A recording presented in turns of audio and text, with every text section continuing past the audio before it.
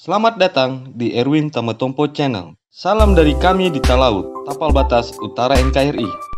Layakkah menantu Luhut, yakni Mayor Jenderal TNI Maruli Simajuntak, menjadi Pangkostrat?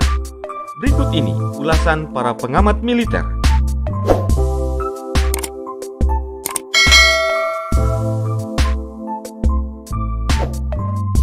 Mayor Jenderal TNI Maruli Simajuntak akhirnya menduduki jabatan sebagai Panglima Komando Cadangan Strategis Angkatan Darat atau Pangkostrat.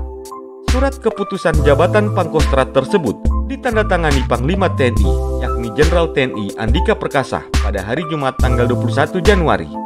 Setidaknya ada 328 perwira tinggi TNI yang mendapatkan jabatan baru dalam surat keputusan bernomor 66/1 itu. Termasuk di dalamnya adalah menantu Menko Marves, yakni Luhut Binsar Panjaitan tersebut. Melalui surat keterangan resminya pada tanggal 22 Januari 2022, Kepala Pusat Penerangan TNI, yakni Mayor Jenderal TNI Prantara Santosa menjabarkan, dari 328 perwira tinggi itu, 28 orang masuk ke dalam jabatan satuan-satuan baru di TNI, mulai dari Komando Armada TNI Angkatan Laut, Komando Operasi Udara Nasional TNI Angkatan Udara, Pusat Psikologi TNI, Pusat Pengadaan TNI, hingga Pusat Reformasi Birokrasi TNI. Hal ini seperti yang diamanatkan dalam Peraturan Presiden Nomor 66 Tahun 2019 tentang susunan organisasi TNI, ujarnya.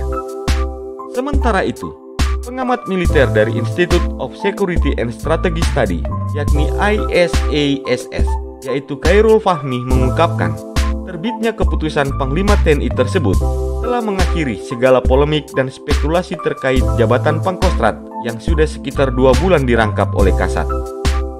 Dalam pengisian jabatan ini, terang Khairul, Maruli sebetulnya bukan satu-satunya yang memenuhi kriteria dan layak. Namun, di antara sekian banyak perwira yang layak, jabatan itu hanya bisa dipegang oleh salah satu dari mereka. Dalam hal ini, bisa saja faktor kekerabatan dan chemistry dengan Panglima TNI menjadi nilai tambah bagi Maruli. Harus diakui, pengisian jabatan-jabatan strategis, terutama yang penunjukannya harus melalui persetujuan Presiden, tidak terhindarkan dari dinamika politik, ulas Khairul.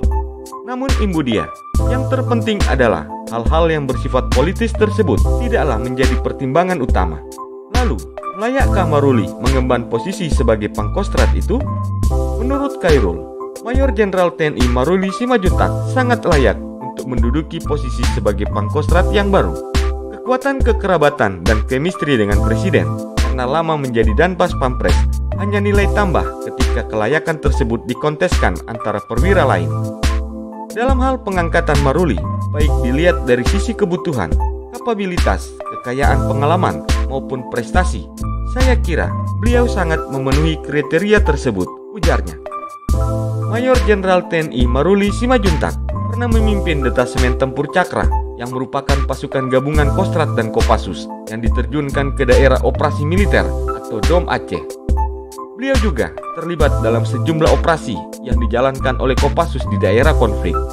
Sehingga, secara umum, Maruli cukup kaya pengalaman jabatan dan penugasan, baik di satuan tempur khusus, teritorial, maupun intelijen, bahkan di satuan pendidikan.